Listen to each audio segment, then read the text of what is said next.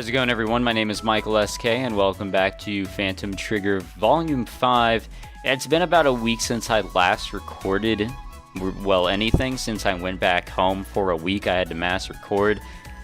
So it's been a while since I have actually gone through this. I don't remember at all what happened in the last episode, other than the character. I have already forgotten names, see? No, Murasaki, she got sick. Character that this visual novel, this volume is supposed to be about, but not too much has been focused on her. Hopefully things sort of change there, but apparently her sister here just got done with yet another lesson about AKs, because that's, or ARs in general, I think, because that's something a ninja does. いやー、樹脂マグポーチの逆さ付けって格好だけかと思ってたけど、すごく実践的でしょ。女の子は特にね。レナもそうだけど、私とかマキちゃんなんかは必須でしょ。あ、なんで私と姉さんは必須なんだ？だってほら、チェストリグからスペアマグを抜こうとするたびにおっぱいにぶつかってうんにゅーってなるでしょ。ああ、なるほどな。確かに。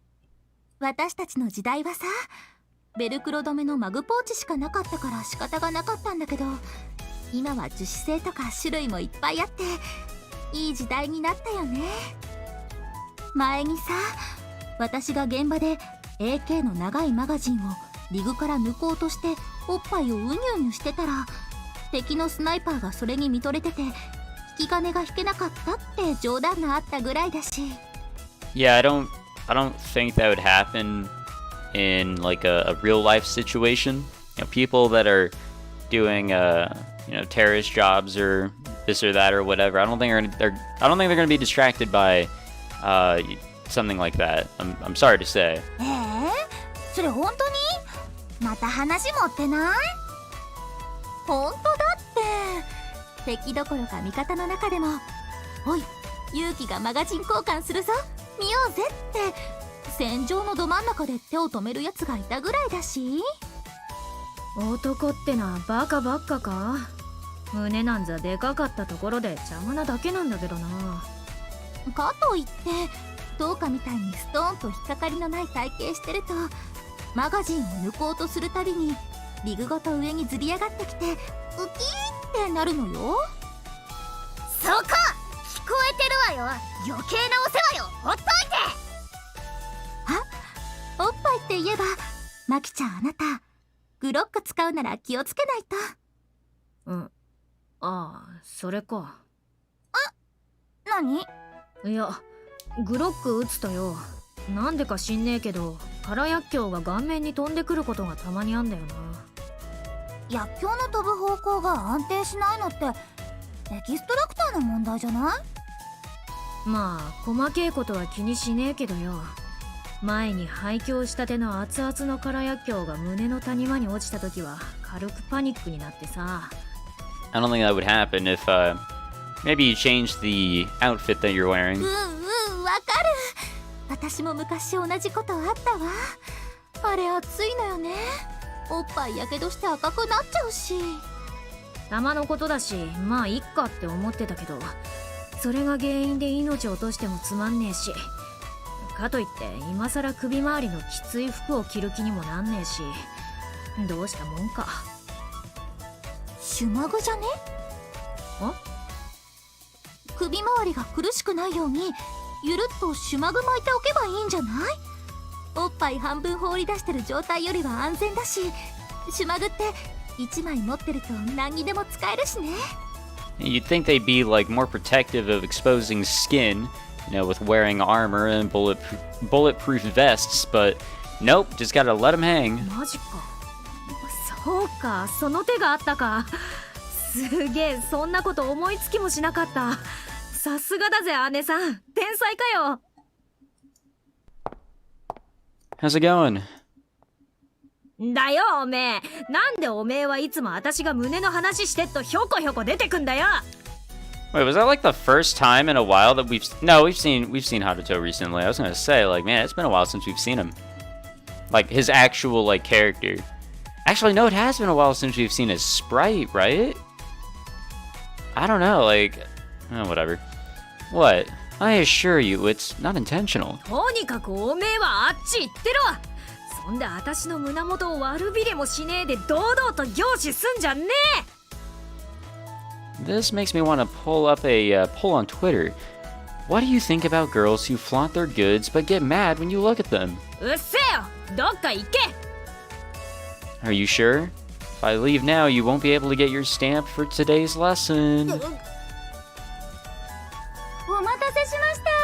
ハンコを持ってきましたよ。くっそ。なんでこの二人のハンコがいるんだよ。仕方がないよ。練習の段階終了過程証明には教官とは別に作戦担当指揮官とクラス担任のハンコがいるんだから。まあこうして訓練の終わりにちょこっと顔出してハンコを押すだけなんで、誰が押してもいいんだとは思いますけどね。一応担任ですから。 I guess this means you two finally passed the first stage. 一応ってなんだよ。こっちは真面目にやってんだ。 Gumi has already started the second stage, you know. くそ、マジか。グミちゃんは狙撃銃の有資格者だしね。実技免除の数が私たちとは違うんだよ。くそ、そんぐれででけえ面させねえぞ。すぐに追いついてやる。お疲れ。 Hey, she's not sick anymore. You're leaving already, Murasaki? 病み上がりだしね。今日はこのぐらいにしておくよ。 Sure. じゃあ。え？今の子誰？ Your sister. そっか。道理で見たことあると思った。 If you guys don't remember, she apparently has that terrible memory loss. 普通妹の顔忘れるか？ひでえ姉だな。仕方がないんだよ。私はそういう女なんだから。紫さん、最近元気ないですね。まだ体調が優れないのでしょうか。I think there's more to it than that. いろいろとあるんですよ。私たち姉妹は。それ前にも言ってたけど、そのいろいろって何なのかな。どうしよっかな。いや、そりゃさ、家族間のことだし、私なんかが興味本位で聞いていい話じゃないとは思うけど、それでも最近の紫を見てると放っておけないんだよね。珍しく風邪をひいたのだってそのことが無関係ってわけでもなさそうだしさ。あ、その辺のことは私も少し気になってはいたんですよね。そもそもユウキさんとマスターはどうであったの？ Wait, what? そっちが気になっちゃう感じですか？ That was a sudden shift.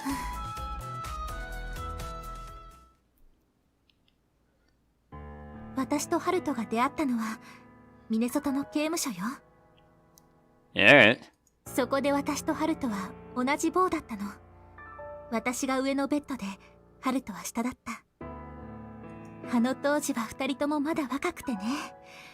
2人して何度も脱獄を試みては失敗したり、辛いことも多かったし苦しかったけど楽しかった。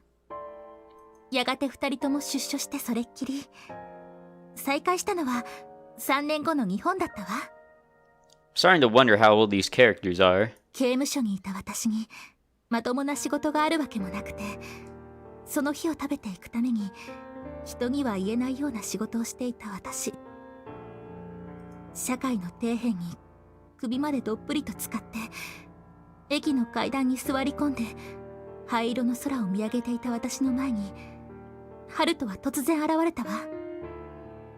こんなところで何をしてるんだっていうハルトに私は半笑いで答えたの。見ての通りよってね。ハルトは座り込んでいた私の腕を強く掴むと無理やり私を立ち上がらせたわ。痛い、やめてって言ってもハルトは私の手を離してくれなくて、そのまま引きずるようにして私をどこかへ連れて行こうとしてるの。どこへ行くの？そんな私の問いにも答えてくれない。そして気がつけばハルトは私を牛丼屋に連れてきた。呆然とする私をカウンター席に座らせて、そのままハルトはカウンターにパチンと1枚の500円玉を置くと、店員にこれでこいつに腹いっぱい食わせてやってくれって言ったの。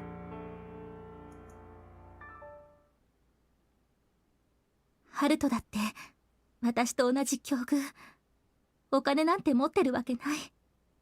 それなのに私のためになけなしの500円を出してくれた。I know they're trying to give her that accent or whatever and translate it as such, so we know that she's got an accent. But I don't think translating it into cantive works, because I've never heard that word before.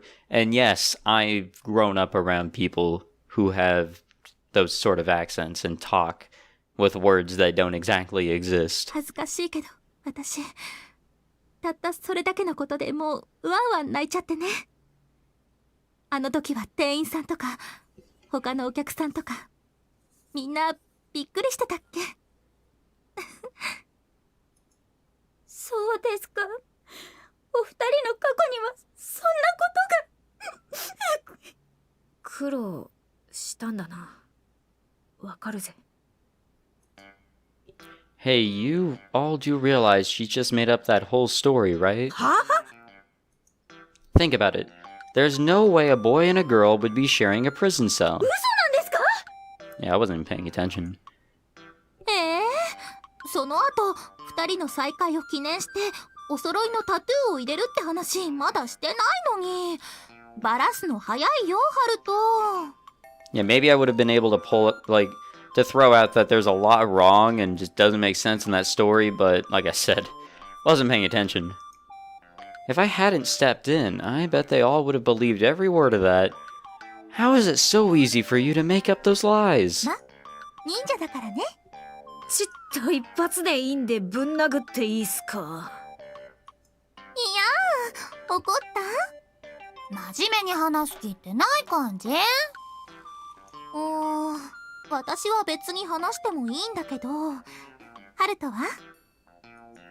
There's nothing to hide, really. And that would only complicate matters, excuse me. I met Yuuki back when Sword was still called Phantom Trigger. やあね、もっと前よ。私、赤ちゃんだった頃のハルトも見たことあるし。Yeah, I suppose that's technically true, but let's omit that part for now, or else it's gonna be a long story. I was already in active service when a new student joined Class A, Ikoma Yuuki. While the higher-ups applauded her successful retrieval of Taiga-sama, they rebuked her for killing all the kidnappers on the scene, leaving her with nowhere to go. That's when Ichiru-san got interested and decided to take her in. Her chest was still as flat as a board back then, and she was even more standoffish than she is today. 失礼だな。当時だってそれなりに出っ張ってはいたわよ。ほら。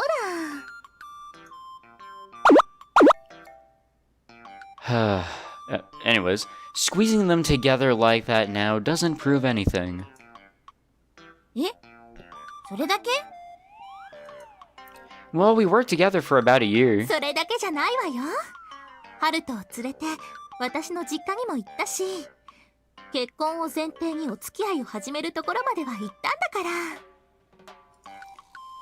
え？なんでそんな余計なことを言うなみたいな顔するの？ひどくない？待って待って、今聞き捨てならないワードを聞いた気がする。詳しく。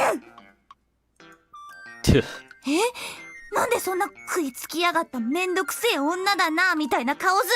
それって私がかわいそくない？いや、私は別に興味ねえけどよ。そうやって私にどうでもいいだろそんな話って言わせようとすんじゃねえよ。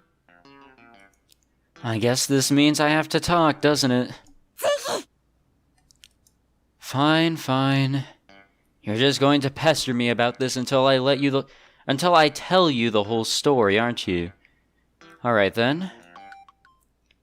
Oh, here we go. I guess that's the end of that chapter, so I guess this chapter may or may not be a backstory chapter.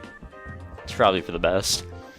I was the youngest member on my master's team, and as you know, I've always been a terrible shot.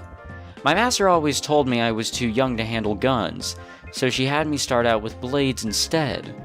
I began by training with knives, and soon I was ready to move on to swords. I could easily obtain quality knives from Asagaya, but getting my hands on a decent sword proved to be much more difficult. My only resource was to borrow my master's, and she was hesitant to lend it to me too often, since I was still too inexperienced. And if I took the liberty of borrowing it without permission, she would notice right away.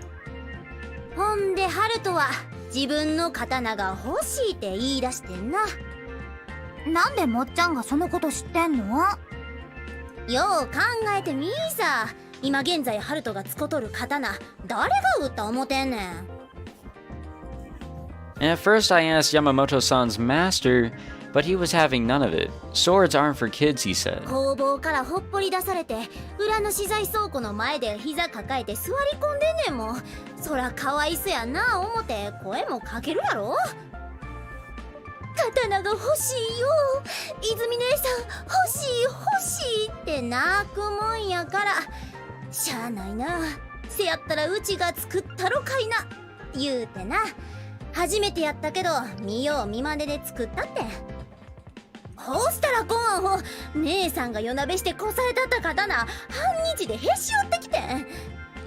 You know, I'm not exactly sure how you would break a sword unless you, literally start striking something the sword can't cut, or the blade and the hilt weren't connected, but then again, I don't know anything about swords, or how physics works. Can you really blame me when the blade was already bent out of shape after only a couple of swings? そらそうやろ。あんなもん工房のバックヤードに転がっとったサニトラの板バネ削って適当に熱入れて刃をつけただけやねんもん。あんなんで人が切れるわけないやん。 What I wanted was a sword, not a toy. 間違えてケツジャン買うてきたおかんみたいに言うなや。自分みたいなガキが刀欲しい言うたら、師匠が振り回しとんの見て真似したなったんやろうな思うやん。せやったら形だけでええかって思うやん。まさか実践に持ち出すとは思えへんやん。おかげでうちの師匠に「お前あのガキを死なせる気かい」言うてババちびるほど怒られてんねんで。せやったら最初からおっさんが撃てや言う話やん。 In spite of all that, Yamamoto-san's master still refused to make me a sword. まあうちん師匠は金物や言うても基本鉄砲鍛冶で刀鍛冶やないしな。 All I wanted was a sword, but nobody was willing to make me one, excuse me there. I really didn't know what to do. しゃあないからうちが責任取ってまともな刀を売ったることになってんけど、うちの師匠とハルトの師匠がな。 You're not ready yet. 要はうちもハルトもまだまだ未熟やからあかんっちゅう話や。ということはうちは師匠を納得させる刀を売って見せるしかない。 And for my part, I decided I had to learn the kind of assassination techniques that would convince my master I was worthy of such a sword. I decided a ninja would be the best person to consult when it came to sword techniques. And that's how I ended up talking to Yuuki. そんなの私に相談されてもな。そもそも私刀は持ってるけど普段は銃ばっかりでめったに使わないし、それにうちの里に伝わる秘伝の技はちょっと修行したぐらいで身につくようなものじゃないって何度も説明したのに、ハルトってば全然諦めないし。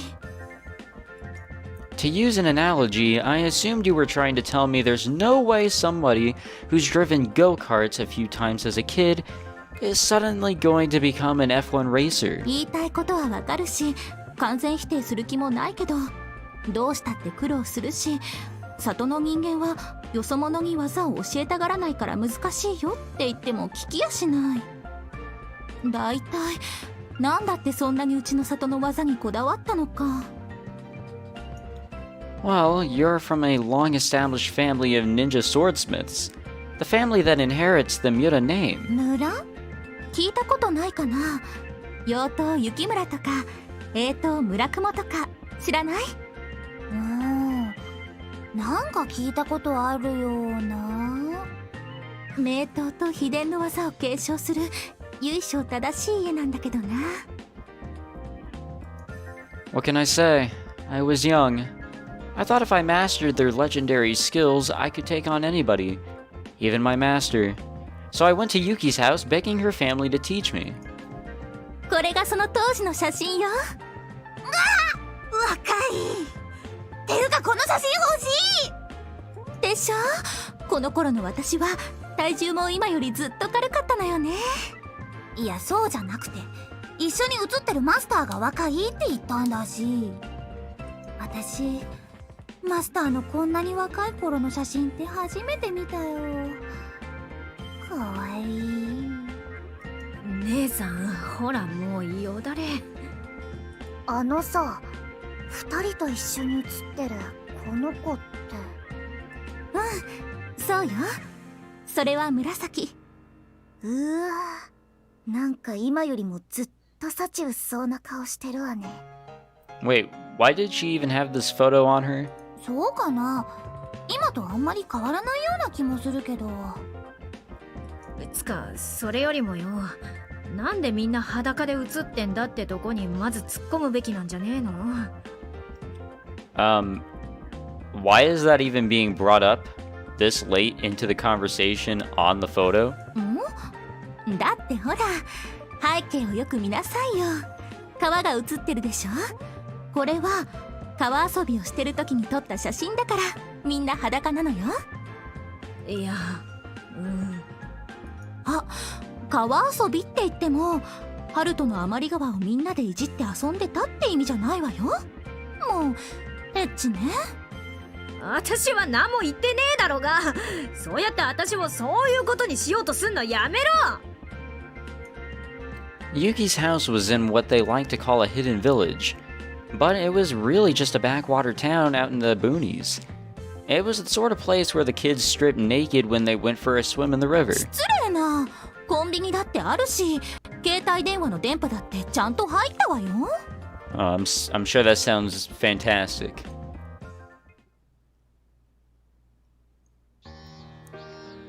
The tiny village, too small to be on any maps, was nestled in a small basin surrounded by mountains.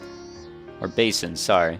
The phrase hidden village had me imagining a primitive, secluded area where living conditions are harsh, but when I arrived, I was surprised at how modern it was.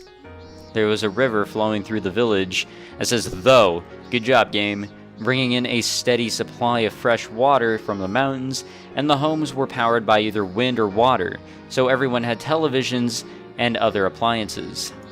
The only thing they didn't have was gas, but the forested mountains provided enough firewood for the day-to-day cooking. The 12 houses that comprised the Ikuma clan couldn't have been more different from the hidden ninja village I'd been imagining. Is this really the ninja village? It's not what I was expecting. だから言ったでしょ。全然普通だよって。 Yeah, but what passes for normal among ninja may not be considered normal for us regular folk. I was imagining people walking around in full ninja gear with swords on their backs, and water mills grinding flour and everybody riding horses. 水車小屋はあるけど、水力発電のゼンマイを巻くようだし、最近の忍者は普通にユニクロとか着るし。馬はいることはいるけど、農耕馬だし、今はトラクターとか農機がメインで、馬はもうペットの延長って感じだしね。Someone just drove by in a pickup truck. どこの家にも軽トラはあるかな。 Wait, what on earth? 何って何が？ My phone's got a great signal here. 3 bars. What's up with that? そりゃ確かにうちは田舎だけど、電波ぐらい入るわよ。ほら、一時期電話会社同士で顧客の奪い合い戦争があったでしょ。日本のどこにいてもつながるってのを売りにしてた会社がさ、山の中にアンテナを立ててくれたのよね。You know, I'm happy about having these modern conveniences, but I'd be lying if I said I wasn't a little disappointed. 期待しても何もない村だよって言ったのに。Yeah, but I didn't realize you meant there wasn't anything interesting here. I feel bad for asking, but is this really the kind of place that would shelter a tradition of secret ninja arts? とにかく私の家に行きましょう。お母さんがちらし寿司作って待ってるから。I followed after Yuuki as she led me along the asphalt-paved road to her family home. The air wasn't as stuffy as you'd expect from a valley surrounded by mountains, but it was quite humid, so I was sweating buckets after just 10 minutes of walking. Yuuki explained that as people started putting air conditioning in their homes, that resulted in more energy consumption, making the summers even hotter in turn. I had no intention of complaining, of course, but it was still rather exhausting trudging through the heat without a goal in sight. When I asked her how far we still had to go, Yuuki pointed ahead with a smile and said that we could see it clearly. She was pointing at what looked like the gate of a Buddhist temple. Apparently, it was the front gate of her home. We passed through the gate and followed a walkway shaded by a lush greenery, then arrived at a set of stone stairs. After the climb, it was another 10-minute walk to the main house. Other than one 2-story section, it was a large 1-story building. It looked like a typical ninja house to me, aside from the AC units on the walls and the minivan parked in the wooden barn. And the translating or something didn't go so well because that's a little bit of space there between two words.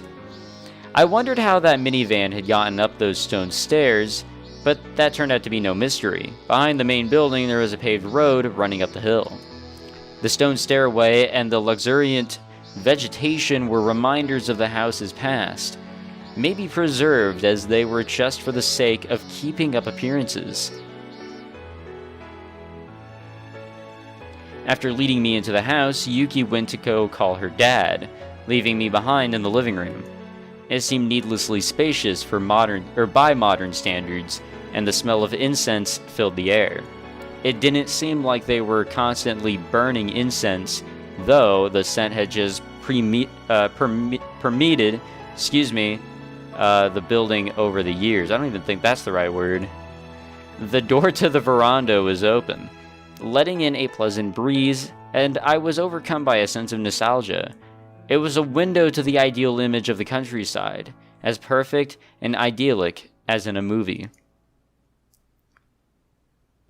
というわけで、こちら私の父です。 What a lovely looking man. How do you do? I'm Haruto. どうも、生駒家18代目当主、生駒貞時です。君がハルト君か。噂は聞いている。やだお父さん、緊張しているの？別に婚約者を連れてきたわけじゃないのよ。分かっている。Yuki's dad awkwardly cleared his throat. He reached out for the cup of tea that Yuuki, now sitting at the head of the table, had poured him and took a sip. He looked like a real swordsmith in those workers' clothes, with a towel wrapped around his sun-tanned forehead. I estimated him to be in his 40s, though his dignified aura made him look like he could be in his mid-50s. When he reached into his breast pocket and began fishing around, Yuuki immediately went to get the ashtray from the corner of the room. They were in perfect sync. どうも、ユウキの母のユウコです。 Hello, I'm Haruto. こんな田舎までわざわざ。お疲れでしょ。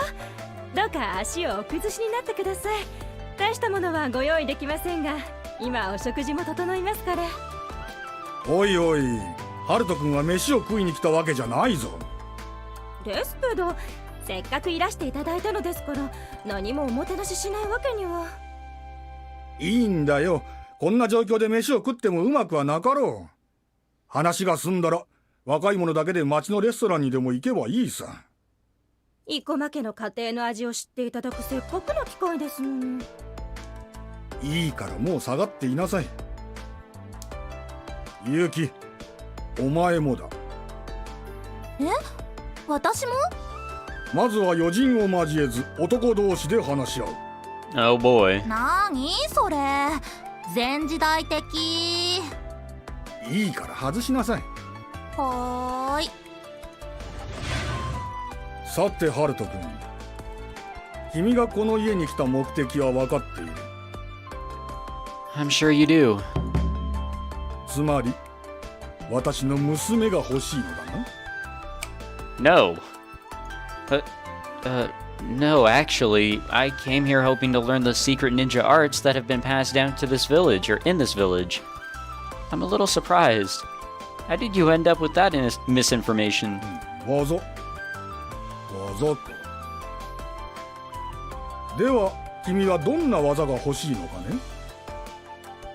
The sword that can defeat my enemies in a single blow. まあそれはそうだろうな。 Sometimes I'll go out on a job with my master, and her techniques are amazing. I can't really explain what it is about them, but they're just incredible to watch up close. They give me this feeling that she could kill anyone she wanted to. I suppose it's a sort of confidence? That confidence is the foundation of her style. She makes no unnecessary moves. Perhaps it's her way of never doing something unworthy of her blade. As a famous swordsman often said, that it seems is the mark of true skill. その技を師匠に習えばいいのではないかね。 Well, you see, when you get down to it, her techniques are a sham. I don't sense any of the sincerity, decency, and honor I expect from a true swordsman. When I told her that, she said sword fighting is nothing more than drawing your sword and striking your enemy. And moreover, she had nothing to teach me as long as I didn't understand the ramifications of that. なるほど。では君はなぜ戦うのかね。 That's a difficult question. To put a positive spin on it, I fight to bring about change in the world. But to be honest, I just do it because I can. And if I'm being uncharitable with myself, it's somewhat of a game to me.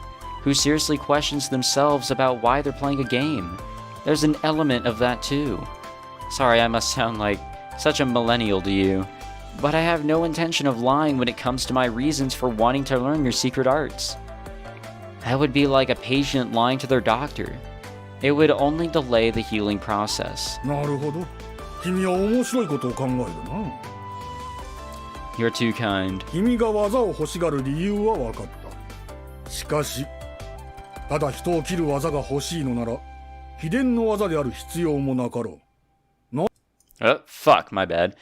Basically, I'm just an inexperienced guy looking for some useful skills.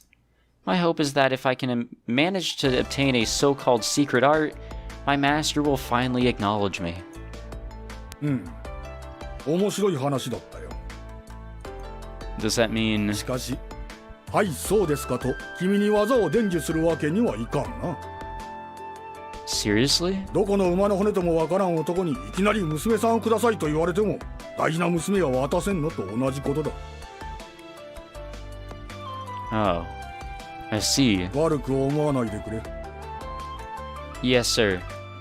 But I can't go home empty-handed after boasting to my master that I was going to learn a secret ninja art.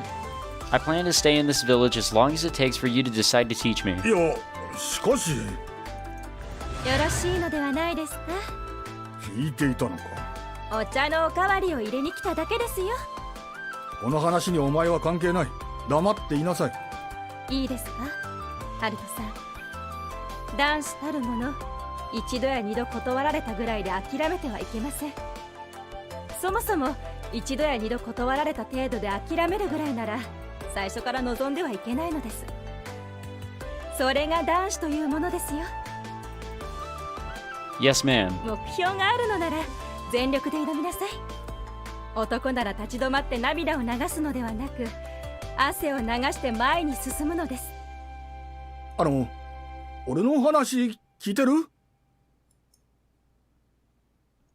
I wasn't expecting him to agree to teach me the moment I asked. I came there prepared to hold out until he finally gave me what I was after. If he didn't want to teach a stranger, then I just had to make sure we got better acquainted. それにしても思い切った行動に出たね。I am sorry for putting you through this. 部屋は余ってるし好きにしてくれて構わないんだけど、美浜の仕事はどうするの？ I asked for permission to take leave. If there is an emergency, they can call me back. そんなに技が欲しいの？ Well, yeah. If I'm going out of my way to learn something, I figured I should make sure that it's the best possible use of my time. ハルトはさ、その技がどんな技なのか知ってるの？ Nope, no idea. Tell me about them. さすがに私が勝手に教えちゃうわけにもいかないかな。里の人間ですら知らない人の方が多い秘伝だからね。それに秘伝の技に関しては昔ちょっとしたトラブルがあってね、里の人間は少しナーバスになってるっていうか、簡単には教えてくれないと思うわよ。 Trouble? What kind of trouble? 昔秘伝の技を習いに来たやつがいたんだけど、ちょっと基礎の修行をしただけでいいからさっさと秘技を教えろって言い出して破門になったやつがいたのよね。それ以来技を求めて里に来た人間にはどうしたって警戒しちゃうのよ。 Yet here we are. What a pain. So you're saying that guy ruined my chances of learning your secret arts? 簡単に教えていいものじゃないし、簡単には身につかないから秘伝の技なんだって話でしょうよ。そもそも秘伝の技なんてものはあくまでも概念であって実在はしないって人もいるぐらいだしね。 Yes, I've heard that rumor too. And even supposing it does exist, you have no reason to want to teach it to outsiders. I'm gonna have to be awfully patient, aren't I? Probably. And that's how I ended up living with Yuki's family. 居候の間何もしないで世話になるわけにもいかないからってうちの仕事を手伝ったり畑を手伝ったりしてね。そんな感じでハルトは少しずつ村に溶け込んでいったから、村の人はハルトのこと私の婚約者だってずっと思ってたみたいで。ああ、それがさっきの結婚を前提にしたお付き合いってこと？ Yeah, the misunderstanding spread so fast, it would have been a huge hassle to correct everybody. So I thought it would be easier to just go with お it. かげでお父さんは村中に説明しなきゃいけなくなったし、お母さんはお母さんでもうすっかり私たちを結婚させる気になってたし、サキもずっと勘違いしてたしね。サキ？ She means Murasaki. I was living with Yuki's family, so that included Murasaki. She was such a quiet little girl back then. She never seemed to know how to say what she wanted. So she just kept silent most of the time. それは今も変わってないと思うわよ。言うだけ無駄だと思ったら黙っちゃう癖、もう治らないんじゃないかしら。 Really? I think she's improved quite a bit in that respect. そう言われるとここ最近の紫さんなんかそんな感じですね。言いたいことがあるけどずっと黙っている感じというか。 Just leave it to me. I'll talk to her later. そうもいきませんよ。やっぱり気になりますし、こういう時のための担任教師でもあるわけですから。You know, it kind of sucks that for her being kind of like the main focus in the first volume, this character has become so useless. そんなわけですので、私ちょっと紫さんとお話ししてきます。Miss? 言っちゃったわね。 The thing is, Murasaki tends to get even more stubborn when she notices that people are worried about her. それで結局技は習得できたの？ Huh? That's kind of hard to answer. I didn't really acquire them myself, and yet I do have them at my disposal. どういうこと？ I guess it's a mystery. Alright, a little bit of a longer episode for you guys. So, in the next episode and the episodes to follow... みんなでそんな話をしていたのか。 Wow, we're actually going to focus on Murasaki for once. So, in the next episode and episodes to follow, I'm actually going to be doing live recording sessions. So if you guys are watching this episode the day it comes out, well, the next day, August 10th, which is a Friday, at 12 p.m. Pacific, here on the YouTube channel, I will be streaming the rest of this game live, while I'm also recording it. Yes, I have the power to do that. I actually have a pretty decent computer, and I have the internet to do that as well, since I live in an apartment now, and it's probably also why you guys can hear a freaking dog very faintly in the background sometimes. So if you guys would like to watch the next episodes as I'm recording them, you very much well can. So that is, again, August 10th, here on the YouTube channel at 12 p.m. Pacific. But then again, if it's way past that date, then just completely disregard this message.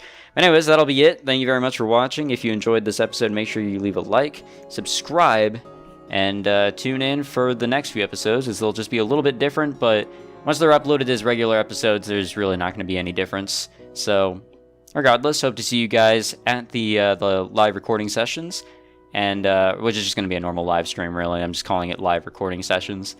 And also just in the next episode overall. See you guys then.